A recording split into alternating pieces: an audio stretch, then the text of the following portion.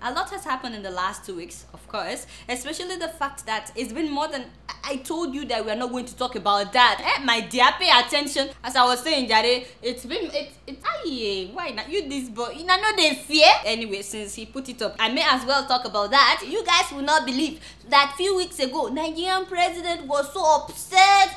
The man was upset that the parents of the kidnapped girls refused to honor his invitation for a dialogue, for which he blamed the opposition as well as the Bring Back Our Girls protesters. I said, why would anybody in their right mind ignore a whole president with a PhD? The Bring Back Our Girls leadership prevailed on the parents and the girls and stopped them from coming. Therefore, what happened was that they actually shunned the meeting with Mr. President.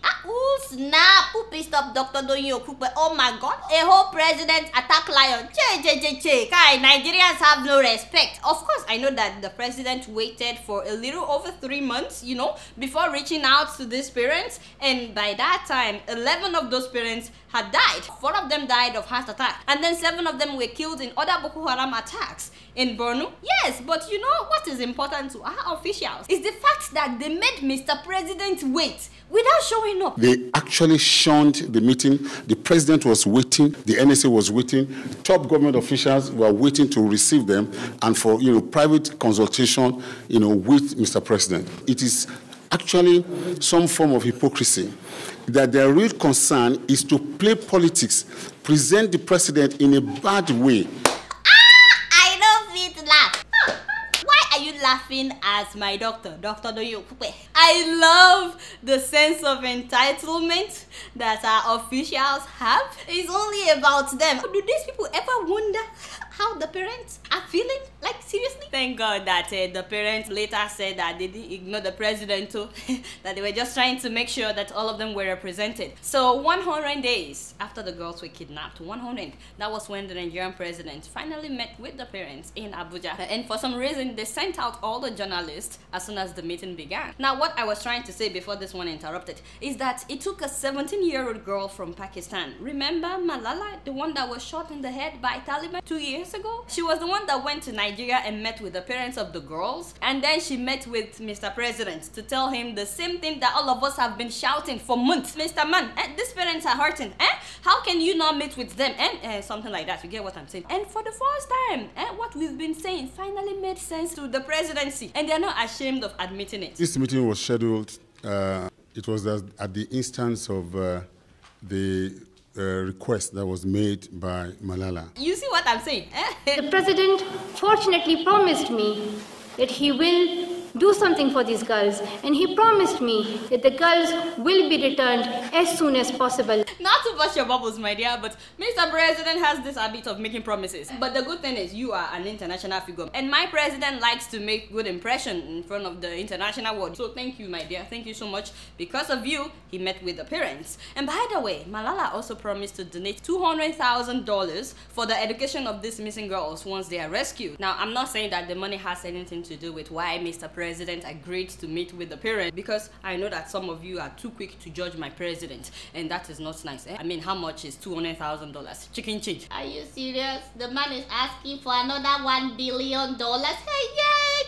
My dear, are we sure that there was a time that this man had no shoes, like he claimed? No, because the way he called this big money, that is 165 billion naira. People will start talking, not me, but Nigerians, how they are. They are still asking about that $20 billion. Yes, in fact, people are already saying that this $1 billion that you are asking for, that you want to use it to rig the coming election. I mean, to contest in the coming election. Rigging, God forbid. Mr. Jonathan doesn't rig anything. I've been defending you left and right, but you need to know what people are saying on the street, especially now that we are impeaching opposition governors left and right. They even said that one deputy governor should be impeached because he's raising chicken in the government house. I said, Nigeria, too much drama. Can you imagine that some people are now carrying rumors that the president paid people to impeach the opposition governor, Adamawa State governor? Can you imagine? I'm telling you, Nigerians, they are too bold, too bold. But between me and you, my president, you already told us that Boko Haram is not better equipped than our soldiers. Yes, so my Oga, where exactly is this money going to if we are not trying to buy weapons for our soldiers? And do you know that one soldier went and told journalists that they only pay them about 15,000 naira per month? Hey! That is about $92 for a whole month. Yawa. Now a lot of these soldiers are saying that somebody in Abuja is sitting on their money. God, life is hard, my people. 15,000 naira. How do you manage?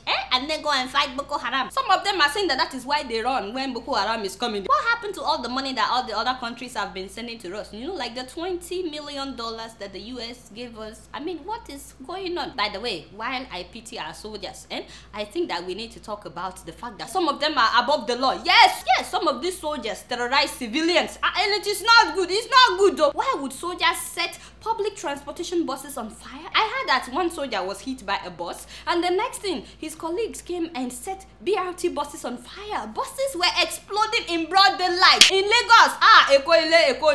And these soldiers got away with it. I said, haba. What kind of country is that? You have a president that doesn't know what he's doing.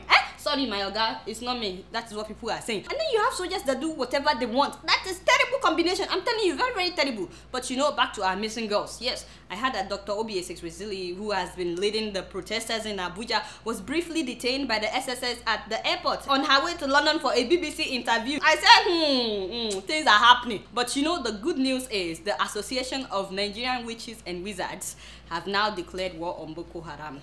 Yes, I wanted to say praise God. And then I was like, that will probably not go. But please stop laughing. My people, these witches and wizards, they mean business. They already said that they will capture Abubakar Shekau, the leader of Boko Haram, and that they will parade him on the streets of Nigeria. See me, I don't care who declares war on Boko Haram, so long as they get rid of them. But the only thing that upsets me in this story is why they want to wait till December to capture the guy. I said, oh, look at these witches. Why December? Why can't you capture the guy now? You know, Yoruba people will say, which means, help me out, my brother. You know, like if you are sure of your medicine, you take it immediately. Does that make sense? I'm saying that why do we have to wait for another 6 months before you will capture Boko Haram, witches and wizards? Why now?